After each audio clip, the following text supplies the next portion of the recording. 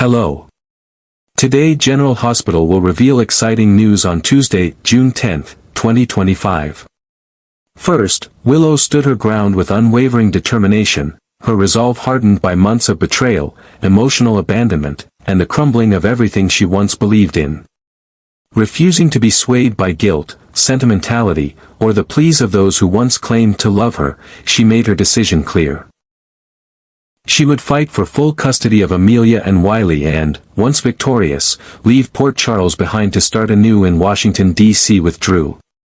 It wasn't just a relocation, it was a declaration of independence. Willow saw the move as her last chance to escape the web of manipulation and control spun by Carly, Michael, and even Nina. In her eyes, none of them had truly protected her or her children. They had prioritized loyalty to each other, to Sonny, to their tangled history, leaving her to fend for herself when she needed them most. Carly was livid. She viewed Willow's decision as an act of betrayal, a slap in the face after everything she believed she had done for her. The woman who once saw Willow as a daughter-in-law and a vital part of her family now felt personally attacked, humiliated that Willow would not only attempt to sever all ties but also dare to take her grandchildren away. Michael, though more restrained on the surface, was equally devastated. He couldn't comprehend how the woman he once built a life with was suddenly painting him as a threat to their children's well-being. For him, the betrayal cut deep. Not just because of Willow's actions, but because of who she was choosing to align herself with. Nina, already walking a tightrope of strained redemption, found herself shut out once again, this time by the very person she had tried to embrace and protect. Her hopes of being part of Amelia's life were slipping away, one court motion at a time. In the shadows of all this emotional wreckage, Drew emerged as the unexpected victor. His calm demeanor masked a quietly growing sense of triumph. With Willow by his side, clinging to his promises of a stable life away from the Corinthos name, Drew positioned himself not just as a support system, but as the architect of her liberation. He used his political and legal connections in Washington to craft a narrative of Willow as a misunderstood mother, misjudged and manipulated by those around her, and ready to reclaim her power. While the courtroom battle had yet to begin, Drew was already laying the groundwork behind the scenes, consulting with attorneys and exploiting every loophole he could find in the custody laws. He saw this not just as a favor to Willow, but as personal retribution, against Carly, against Michael, and against the empire of silence and control that had always tried to marginalize him. The air around the impending trial grew heavier by the day. The courthouse was no longer just a place of legal arguments, it had become an emotional battlefield, a stage for unresolved trauma, vengeance, and irreversible consequences. Friends took sides, families splintered, and alliances once thought unshakable were now brittle and breaking. Every move Willow made was dissected, every glance scrutinized. Yet through it all, she remained composed, distant, and eerily calm. It was not the face of a mother desperate to plead her case. It was the face of someone who had already made peace with the chaos around her. She had accepted that this path, no matter how lonely or contentious, was the only way forward. And the more her opposition raged, the more resolute she became. Second, Tracy had seen enough to know when a storm was brewing, and this one had all the makings of something catastrophic. Her years of navigating power struggles and emotional warfare within the Quartermain family had sharpened her instincts, and she didn't need a court docket or whispered threats to recognize the danger Michael was stepping into. His sudden return to reclaim custody of Wiley and Amelia from Willow was not merely a romantic impulse or an act of fatherly responsibility, it was a provocation. One that would undoubtedly ignite Drew's wrath. Tracy knew that Drew, for all his charm and political polish, was no longer a man who would accept betrayal quietly, especially not when it came from someone threatening the foundation he had built with Willow. And now that Sasha had just given birth, that threat extended far beyond courtrooms and custody arrangements, it touched the very heart of Drew's obsession with control. Willow's loyalties were stretched to the limit. She remained conflicted, caught between the familiar pull of her past with Michael and the new path she had carved with Drew. Her heart, once open and forgiving, was now clouded with doubt and exhaustion. Michael's return had stirred feelings she had buried, but his reappearance also exposed a vulnerability Drew could no longer ignore. Watching Willow interact with Michael, seeing the lingering tension and unresolved emotions, Drew felt something fracture within him. He masked it with cold civility, but inside, he seethed. He had given Willow his trust, his home, his political alliances, and now she hesitated. To Drew, this wasn't just emotional betrayal. It was an existential threat to everything he had staked his identity on. And Drew was not a man who tolerated threats. Quietly, he began setting things in motion. Whatever affection he once held for Michael evaporated, replaced by a calculating desire to erase him from Willow's life completely. Sasha, now a new mother, had no idea that the birth of her child would place her in the crosshairs of a psychological war she hadn't signed up for. While she hoped her presence in Michael's life would be a calming influence, a reminder of stability and love, what she didn't see was how her connection to him painted a target on her back. Drew viewed Sasha as collateral damage, someone whose proximity to Michael made her dangerous by association.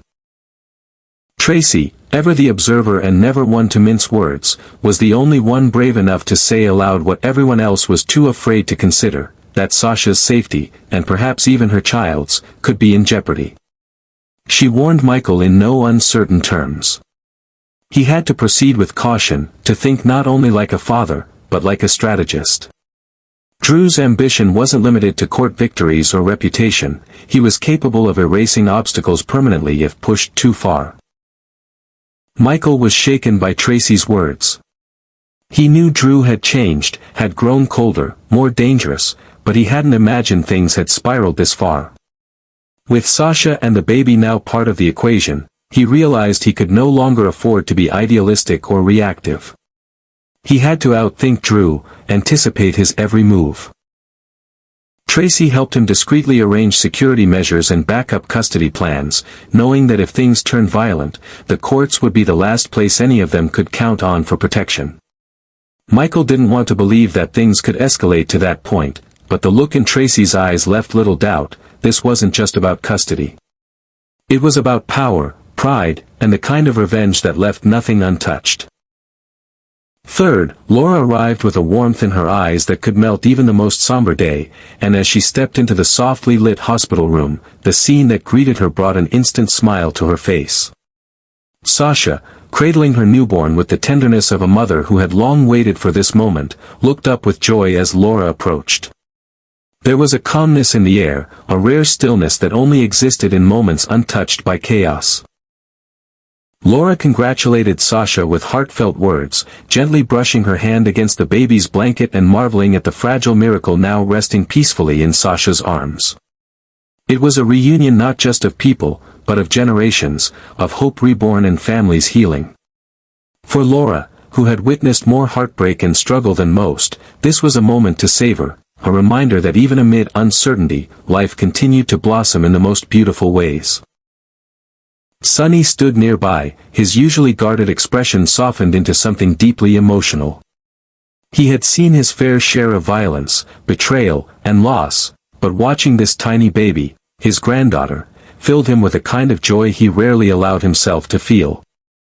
There was something sacred about seeing his family grow, something that reminded him of the reasons he continued to fight, to protect, to endure.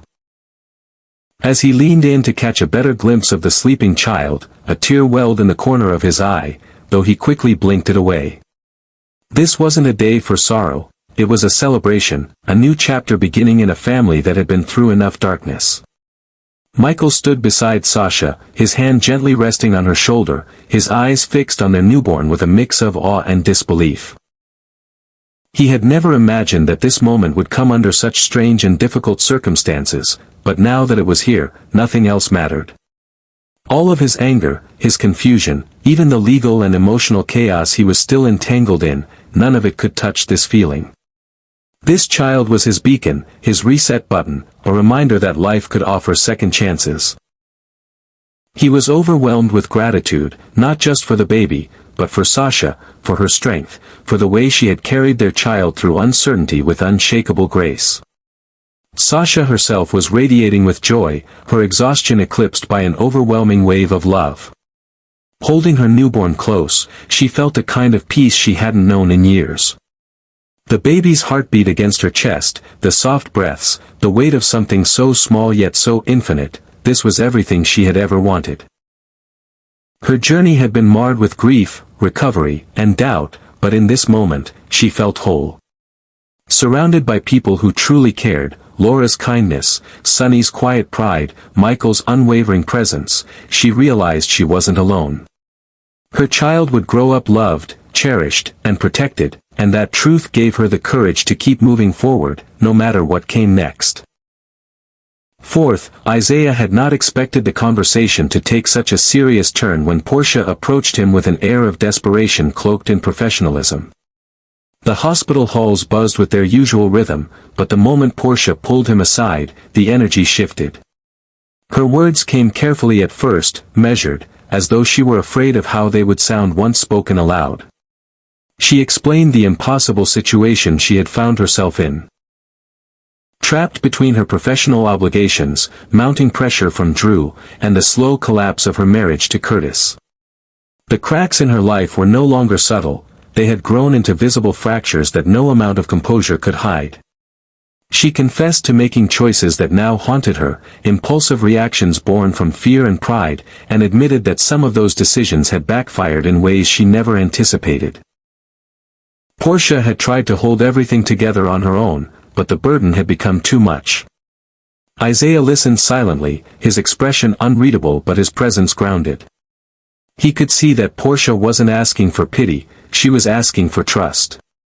Her voice faltered when she spoke of her regret, of how she had compromised her own values in moments of weakness, and of how each misstep now weighed on her like a stone she couldn't cast off. The hospital politics, the veiled threats, the silent judgment from those who once praised her, everything had started to bleed into her personal life, corroding the already fragile relationship she had with Curtis. It was clear that this wasn't just about saving her career, it was about saving what was left of herself. In turning to Isaiah, she wasn't just making a strategic move, she was surrendering the illusion that she could fix everything alone.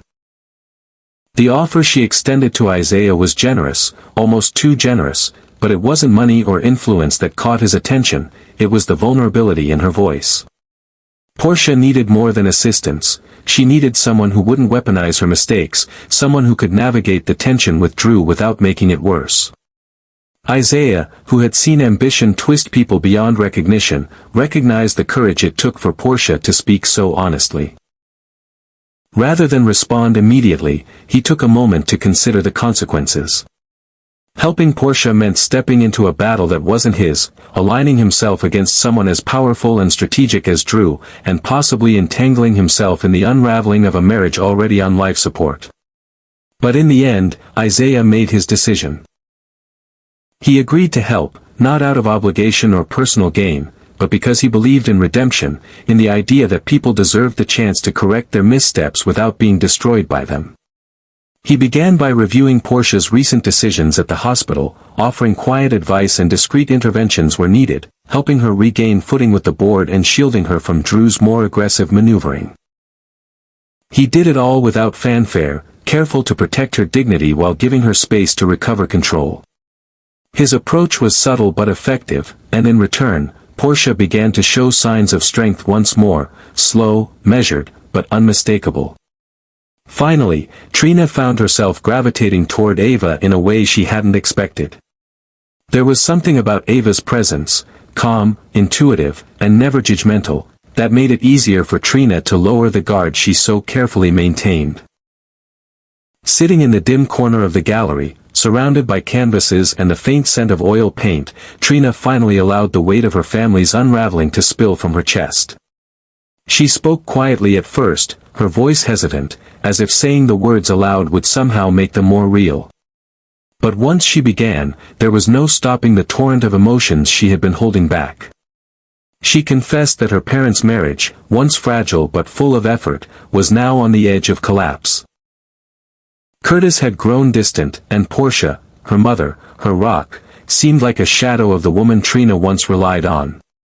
What hurt the most was watching them both pretend, in their own ways, that everything was still salvageable, even as their silence screamed louder than any argument ever could. The most painful revelation came when Trina admitted what she had suspected for weeks, that Porsha was being manipulated, cornered, and controlled by Drew. It wasn't always obvious, and it wasn't something Porsha would ever admit to, but Trina saw it in the way her mother paused before speaking, how she seemed to second-guess every decision, how she recoiled from confrontation with an unease that was foreign to her usual assertiveness.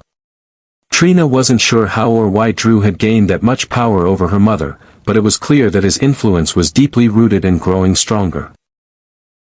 Porsha had started making choices that didn't feel like her own, sacrificing her values, abandoning boundaries, and becoming increasingly isolated. And no matter how many times Trina tried to reach out, to pull her back, the distance only widened. Ava listened without interruption, her expression soft but focused, allowing Trina to speak freely without fear of being dismissed or pitted. For Trina, this was more than just venting. It was the first time she acknowledged that her family, the foundation she had so desperately clung to, might not survive this storm. She didn't know how to help Porsha or whether she even could. The more she tried, the more helpless she felt. And in her quiet confession was the deeper, unspoken fear that if her mother couldn't escape Drew's hold, then Porsha might lose herself entirely. Ava offered no false reassurances, no empty promises. She simply remained present, providing the comfort of someone who knew all too well how control, manipulation, and heartbreak could quietly erode even the strongest of women. In that moment, Trina felt less alone. Her pain, no longer buried beneath polite smiles and rehearsed strength, became something shared, acknowledged and understood.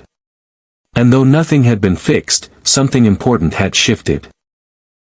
The silence that once suffocated her was now broken, and in its place stood a quiet alliance. Ava's presence didn't change the reality of what Trina was facing, but it reminded her that she didn't have to navigate it in isolation. For the first time in weeks, Trina allowed herself to breathe, not because the pain was gone, but because she had finally spoken the truth.